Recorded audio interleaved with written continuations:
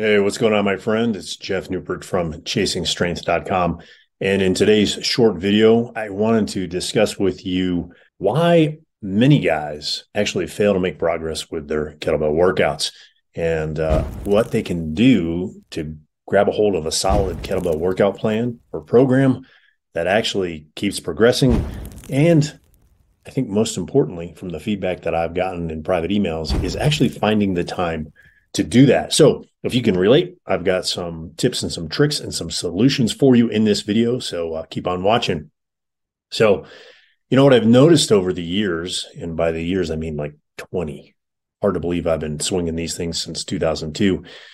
But a lot of folks, they get stuck on the same kettlebell workout plan, right? It's actually the same workout. It's not even a plan, really. It's just the same workout over and over again, and they fail to make the progress that they want. And the reality is one of those reasons is they have a hard time finding or making the time because they think that a good workout has to be at least an hour long, right? Or a bare minimum 45 minutes. And if it's not, they're just wasting their time. And so if they can't find or make 45 minutes or 60 minutes inside their day, then they just punt and that workout gets moved to the next day. And eventually it's like Social Security in the United States. It just gets kicked down the road for the next generation to take care of, right? I'm sorry, I just got a little political there. Anyway, moving right along, another reason that guys really struggle to find time is like they just have crazy schedules. I mean, moms too. I mean, my wife's schedule is just crazy between taking kids back and forth to multiple practices a day. I mean, it's nuts. So, for many of us, and this may include you, it just seems like we don't get enough time for ourselves in the day, right? Like you can barely catch your breath by the end of the day. And if you're trying to get those 60-minute workouts in, well, it's three workouts one week, 2 workouts the next, 1 workout the following week, and then you miss a whole week because it's championship season or whatever, right? And then suddenly you wake up and it's been 3 weeks, 3 months, or maybe even a full year since you've actually worked out using your kettlebells on a routine basis. One of the things that I've done personally, and one of the things I encourage my private clients to do, and I work with them tirelessly on this actually, is to change your expectation levels on what a good workout is, right? So let's cover those expectation levels. I think there are 3 things that make a quote unquote, air quotes again, right? A good workout. So 3 things that make a good workout. Here they are. Number 1, it's a workout that gets done.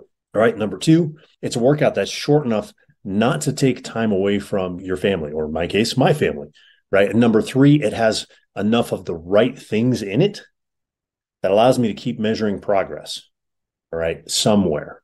All right. And did I mention this already? It gets done, right? That's the most important thing, is that it gets done. So how do we do that?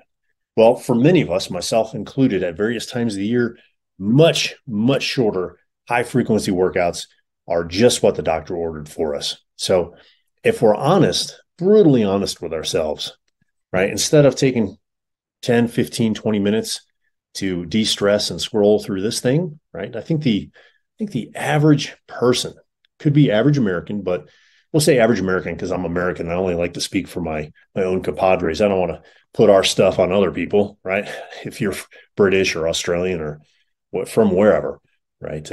But the average American, I think, touches his phone in like over 2,500 times a day and spends 5 hours a day on social media via the cell phone, right? So instead of taking 10, 15, 20 minutes and scrolling through this to de-stress, what would happen if you actually just popped open your timer on your phone and went and did like a 15 or 20-minute workout, right? Just think about that. Is that manageable? And the feedback that I get from my customers who need to do these types of workouts, my private clients as well, is that this is totally manageable. And it actually takes the load off, right? It takes the pressure off to get in a good 60-minute workout, right? So it's changing the expectations. And look, I'm not going to BS you and blow smoke up your tailpipe. And I grew up in New Jersey. I didn't grow up, but I spent my college years and then the next 10 years in New Jersey. And they have some pretty good expressions there. So I won't share my favorite one from New Jersey with you, but look, this may not be ideal, right? It's not the go hard and go heavy Arnold-esque marathon workouts that we used to do when we were in our late teens and early 20s. But remember, at this point, at this season in our lives, ideal equals done, right? So in the sales and marketing world, we have a little saying, and it's you get paid for done. Same thing with the workouts, right? You get paid for done. So showing up, doing the work, punching the proverbial clock in and out, following that process is a guaranteed formula for success. By success, I mean seeing results, right?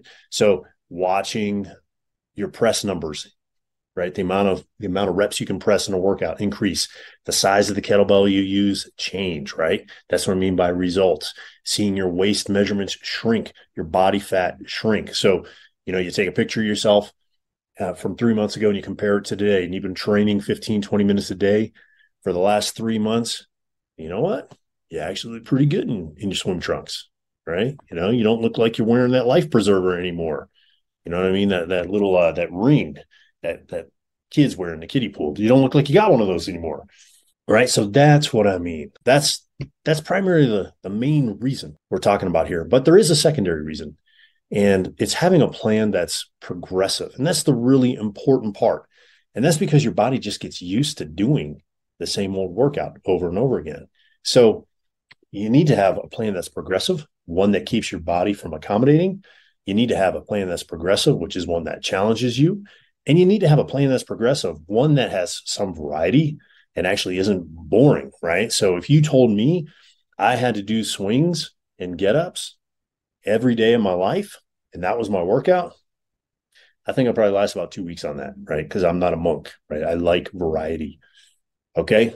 So let's take a look real quick at some examples of progression and examples of variety. I'm going to have my editor slap them up here on the screen. All right. So for squats, using our kettlebells, we've got the goblet squat, we've got the single kettlebell squat, and we've got the double kettlebell squat. All right. For swings, right, we've got the 2-hand swing, we've got a 1-hand swing, and we've got the double kettlebell swing. All right. Speaking of singles and doubles, that's variety right there. You can do a singles workout. You can do a doubles workout. You can mix the two. Okay. All right. What about some upper body work, like some presses? What kind of variety and progression do we have in there? Well, we've got the single kettlebell military press. We've actually got bottoms up presses, and that's where you hold the kettlebell by the handle, but the bottom of the bell is pointing up towards the sky or the ceiling. It's a fantastic exercise for training your grip strength and training your pressing groove and making sure that the right muscles involved in the press are actually working at the same time. So that's the bottoms up press, right? So you got military press, bottoms up press, and you can do double kettlebell military press. Hey, you know what? If you want to do double kettlebell bottoms up press, knock yourself out, but not literally. So be careful. Okay. All right. So from there, we've got, we could do clean and press, clean and push press, clean and jerk. And we can actually do all that. We can do like a single kettlebell, clean and press, single kettlebell, push press, single kettlebell, clean and jerk.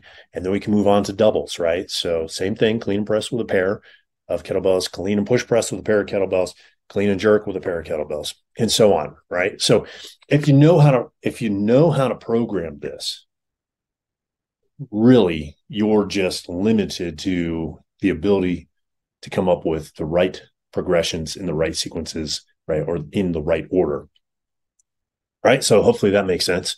Now, admittedly, that's kind of hard to do. And if you don't have time for your workouts right now, then you may not have time to come up with a comprehensive plan. So, one that has progression and variety built into it, right? So if that's you and you need one, then I'm going to leave a link below this video for you, and you can punch that link and check out this particular program I've got for you that will help you with progression and variety, and most importantly, getting your workouts done. Okay. So hopefully you found this video helpful, and hopefully you enjoyed it as much as I enjoyed making it for you. If you did, hit the like button. Feel free to leave me a comment. If you haven't hit the subscribe button, hit that already. Hit that already. Hit that. You know what I'm saying? Boom, punch the subscribe button. And if you really found it valuable, share it with a friend and make sure he or she clicks the like button, leaves a comment, and hits the subscribe button too. All right. I will talk to you next time. Until then, stay strong, my friend.